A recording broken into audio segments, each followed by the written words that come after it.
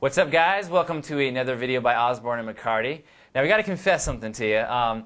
We had a video already done. It was going to be called Fighters We'd Like to See in the UFC. We were getting ready to release it, and all this crazy stuff started happening. Affliction went down. Fighters are going to UFC. You know, the deal with Fedor was, grabbing all the headlines. Things are completely mixed up. That video is obsolete, pretty much.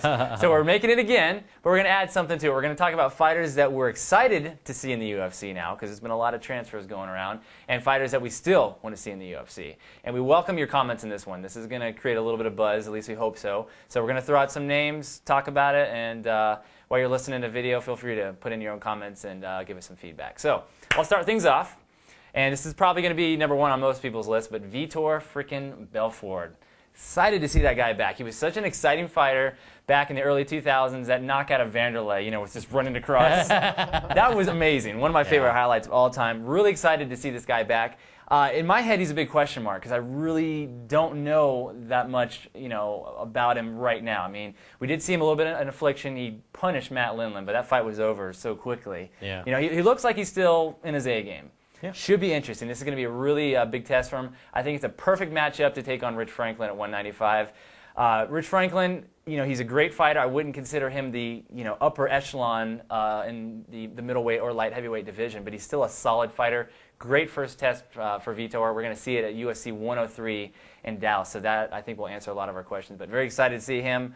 Hopefully, he makes an impact. I am a Rich Franklin nut hugger, so I'm going to be rooting. You're excited to see him get beat. I don't know. We'll see. If he does get past Ace, he deserves all the respect he gets. So I'll go there. Jared, who do you got for guys that you're excited to see in the UFC? Well, there was a lot of questions about if Crow Cop was going to be back in UFC. Yeah, it's back and forth. You know how Dana White is.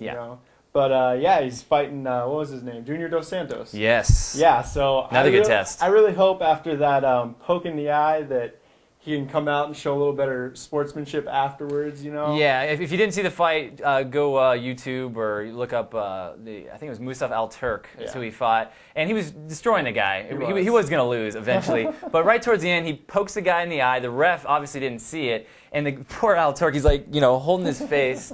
And Crow Cop goes there and just finishes him off. And then they ask him about it. I think Rogan even brought it up, saying, hey, what about the whole eye poke? He brushed it off like it had nothing to do with the fight. Again, I'm not an idiot. I know Crow Cop was clearly winning that fight. He would have won eventually. But I don't know. I just didn't like the class that he showed in that one. But Matt, what do you got? Tito Ortiz. Not a big Tito fan. But the more he loses, the more I like him. I can't help it. I think he actually might make some waves in the light heavyweight division. He's a tough wrestler. And I think really after watching Machida go through these last few guys like he has, Tito's proven that Tito Ortiz doesn't look too bad. He's not too bad. He drove a submission. He goes 3 with the guy. Tito's a tough guy. I think he might end up top 5, may get a title shot sometime down the line.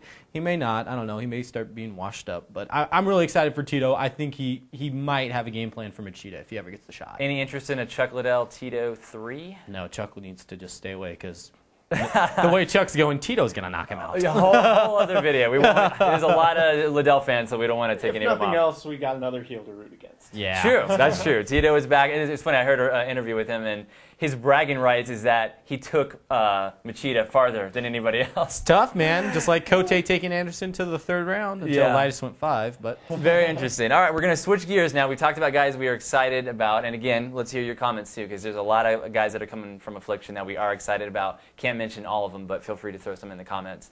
Guys we still want to see. And I'm going to go over to the Far East and go with a guy that's been fighting in Dream. And he's actually in Bellator Fighting Championship or whatever their group is called now. So he has fought in the States, but I think it's wasted talent for that particular organization. Eddie Alvarez.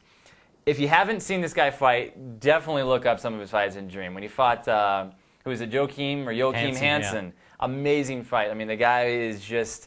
He's the type of fighter we need in the UFC to get more fans. Because when you watch a fight and it's very exciting, like the Anderson Silvas and the GSPs that put on the show for people, it just gets more people excited about it, brings more people into the sport. So it's a good thing. Eddie Alvarez, come to the States where you get some real awesome freaking fans. We will root for you. I will root for you. So I'm taking Eddie Alvarez. Jared, who you got?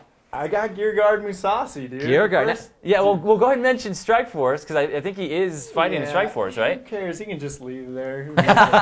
No, but yeah, he's fighting against Babalu, who I met recently. So I'm going to be rooting for him. Insert sadly. picture of Jared and Babalu. Yeah. It was not Spray Farm. Kind of weird. But, yeah, Gegard Mousasi. First fight I saw him in, I thought he was amazing. And watching his old fights, he's just dominant. 185-pounder. He kind of reminds you of like a heavier GSP. Yeah. Super athletic. Maybe a little bit more of a tougher fighter than GSP. Not that GSP isn't a tough fighter, but this guy, just if you appreciate what GSP brings to the table, you will like Mousasi, guaranteed. So definitely look up some of his fights too. Any weight division, like 205, put him wherever you want. I think he'll do great. Cool. Yeah, so I guess the main question we need to ask was when you went to Knott's Berry Farm with Babalu, did you guys go into the love tunnel? No. Oh, okay. I'm sorry. Maybe next time. Matt, who you got for somebody you want to see in the UFC? Another guy that I love him. Most people probably hate him. I know a lot of guys dislike his brother, but Nick Diaz. This guy's a beast. I'm sorry. You know, he goes in, okay, yeah, Scott Smith, not the toughest guy, but he beat the guy at his own game. I mean, Diaz is going into fights throwing, you know, something like 300, 400 strikes in 2 rounds. I mean, yeah, not a lot of them are, you know, full force power punches, but how the heck is he knocking guys out if they're not power punches? His jiu-jitsu's crazy.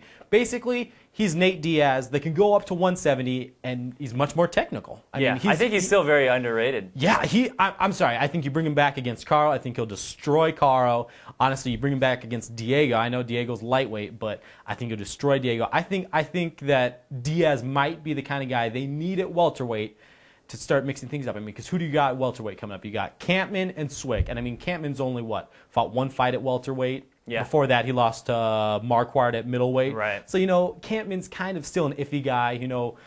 But, yeah, Diaz, just a tough dude. I think they got to bring him over. A lot of people are saying, oh, Strikeforce has got weak competition, but let's not forget his run in Dream. I mean, he submitted, is it Takanori Gomi with a Gogoplata?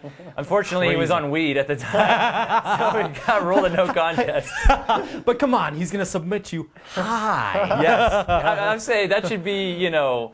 Makes guys lazy. Come on. If he did it when he was high, then imagine what he could do if he wasn't high. Exactly. I mean, come on. Wow. Well, we covered some ground here. And again, I'm going to mention again, definitely put in some comments for the guys you want to see. And maybe down the road, we'll throw some more videos up with more names. But those are the guys we got for now. But that is it, guys. I'm Josh Osborne. Matt McCarty. Jared McCarty. Thanks for watching, and we'll catch you next time on another MMA topic.